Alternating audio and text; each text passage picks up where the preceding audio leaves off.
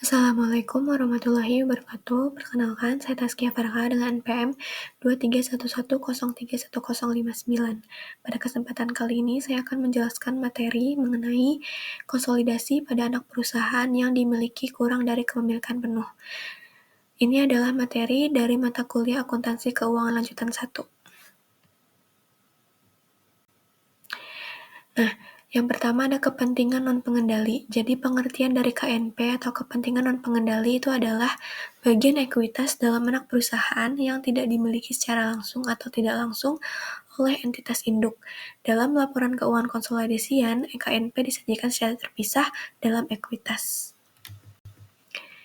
Kemudian pengaruh kepentingan non-pengendali. Jadi pengaruhnya adalah KNP itu memengaruhi laba bersih yang dapat diatribusikan kepada pemegang saham induk dan juga bagian ekuitas dalam aset bersih anak perusahaan.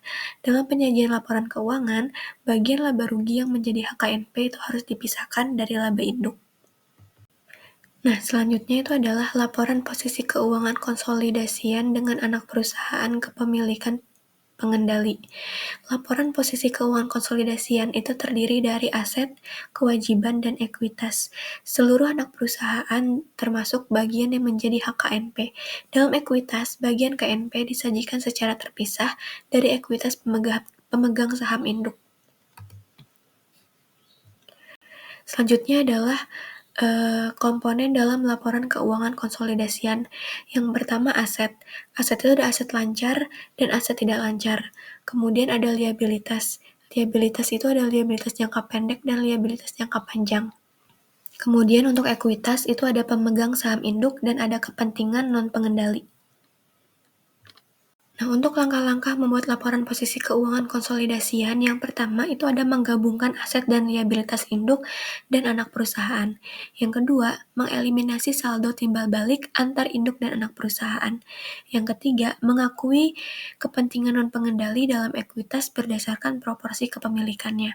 Dan yang terakhir, kita alokasikan laba atau rugi kepada pemegang saham induk dan kepada kepentingan non-pengendali.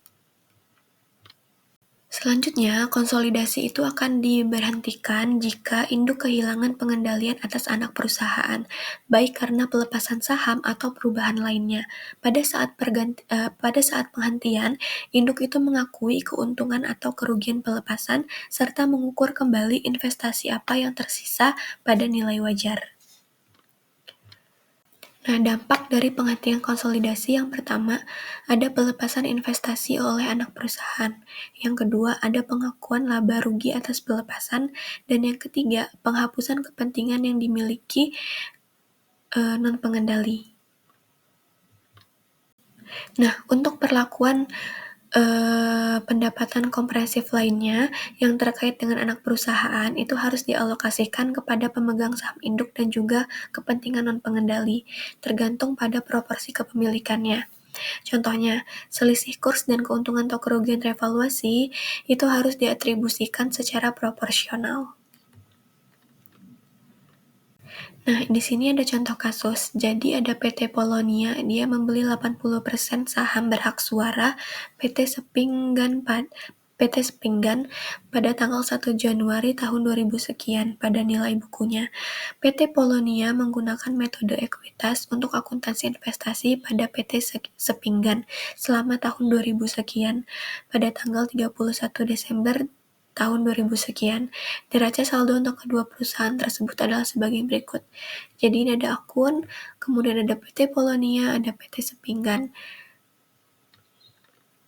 Nah, kita diminta untuk membuat ayat jurnal eliminasi yang diperlukan pada tanggal 31 Desember untuk menyusun laporan keuangan konsolidasian dan juga diminta untuk membuat kertas kerja konsolidasi 3 bagian pada tanggal 31 Desember tahun 2000 sekian. Nah, jadi untuk jurnal eliminasi yang diperlukan, yang pertama ini ada pendapatan dari PT Sepinggan di bagian debit sebanyak 28 juta, kemudian ada dividen diumumkan di bagian kredit sebanyak 12 juta, dan ada investasi pada PT Sepinggan di bagian kredit sebanyak 16 juta. Kemudian untuk pendapatan kepemilikan non pengendali, itu ada di sisi debit sebanyak 7 juta, dividen diumumkan, dan kepemilikan non pengendali masing-masing sebanyak 3 juta dan 4 juta di bagian kredit. Nah, untuk saham biasa PT Sepinggan dan juga saldo laba pada 1 Januari ada di bagian debit masing-masing 100 juta dan 70 juta. Kemudian di bagian kredit itu ada investasi pada PT Sepinggan sebanyak 136 juta dan kepemilikan non pengendalian sebanyak 34 juta. Kemudian ini ada jawaban untuk kertas kerja konsolidasinya. Jadi dibuat seperti biasa, ada keterangan atau akun-akunnya, kemudian ada perusahaannya, ada eliminasi dan konsolidasi. Nah, jurnal-jurnal yang setelah kita buat tadi, kita masukkan ke bagian eliminasi, kemudian kita gabungkan jumlahnya antara PT Polonia dan PT Sepinggan di bagian konsolidasi. Nah, jadi kesimpulan dari materi ini yaitu yang pertama, kepentingan non-pengendali itu harus diakui dalam ekuitas dan laba rugi konsolidasi. Yang kedua, investasi induk di anak perusahaan itu dieliminasi hanya sebesar kepemilikannya. Yang ketiga, transaksi antar perusahaan itu harus dihapus, termasuk laba yang belum terrealisasi. Dan bagian laba anak perusahaan dibagi antara induk dan KNP atau kepentingan non-pengendalinya. Sekian materi-materi yang dapat saya sampaikan. Saya ucapkan terima kasih banyak atas perhatiannya. Saya mohon maaf apabila terdapat banyak kekurangan. Saya akhiri, wassalamualaikum warahmatullahi wabarakatuh.